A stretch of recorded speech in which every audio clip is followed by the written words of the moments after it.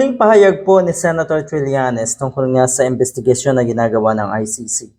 Merong around 50 na PNP personnel and officials na nilapitan na ng ICC para nga sa investigasyon.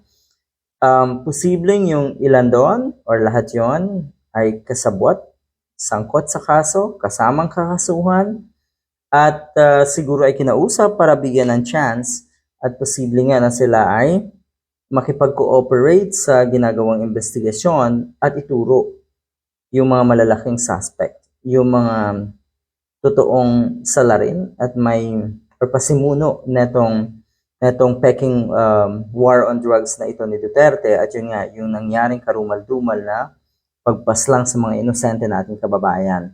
Hindi daw nilapitan si Bato de la Rosa, sabi ni Senator Trillanes, dahil siya po ay isa sa mga main suspects. At maliwanag na ang ebidensya daw laban sa kanya. Napakaliwanag ng ebidensya. Sabi nga, overwhelming. The evidence is more than enough para nga makulong si Bato at syempre si Digong. Sabi ni Bato, hindi niya papatulan ang statement ko, pero ang haba naman ng sinabi niya. Yun. Ang haba ng sinabi ni Bato de la Rosa. Pero yun nga, sabi niya hindi daw papatulan. So, pilit na dinajustify ng mga katulad ni Bato ang kanilang sarili. Kahit listado na, kahit na-corner na, andyan pa rin siyempre yung mga yan. At kung titignan nyo po kung paano nila depensahan ang sarili nila, wala na sa ayos. Ang ibig sabihin, hindi consistent ang kanilang mga pahayag, paiba-iba, depende, ayon siguro sa mga taong nasa paligid nila at kung ano yung kanilang stand sa investigasyon nga na ito ng ICC. Katulad siyempre ng pag-consider ng mga yan sa stand at opinion ni Marcos Jr. tungkol nga dito sa ICC investigation. Anyway, napakahaba ng litanya netong si Harry Roque si Bato de la Rosa na ayaw nga daw patulan yung statement ni dating Senator Trillanes. Ako, I don't want to dignify his statements. Wala namang katuturan yan.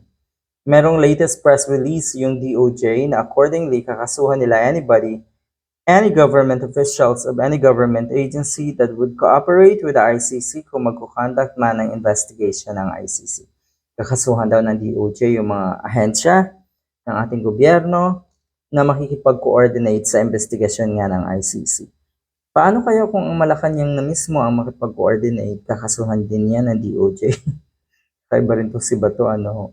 So you see, maraming ginagawang lusot ang mga katulad ni Bato para kahit papaano manatili yung mga taong naniniwala sa kanya, sumusuporta sa kanya. Pero yun nga, darating talaga sa punto na bistado na kayo, darating sa punto na you have to face justice at sigurado tayo rin na end of your days na, pag ganon.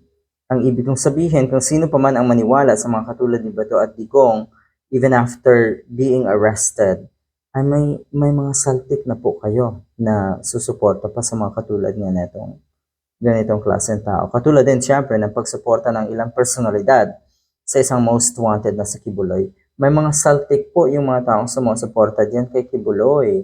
At dumarating sa punto na dinidepensahan na nga etong si Kibuloy na akusado ng mga karumal-dumal na akusasyon. Anyway, sabi, sino masiga dyan na government employees, officials na mag-operate sa ICC? Because that is government policy. They are going against government policy of non-cooperation and no jurisdiction as far as ICC is concerned. Hindi tayo kinakausap dahil wala man talaga silang kinakausap. Si Trillanes lang naman ang nagsasabi niyan. Wala naman daw talagang kinakausap.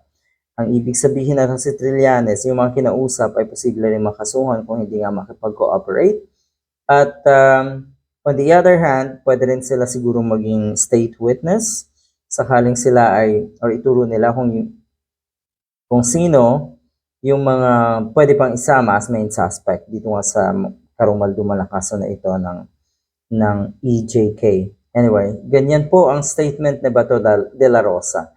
naniniwala pa rin siya sa DOJ, sa pahayag ng DOJ.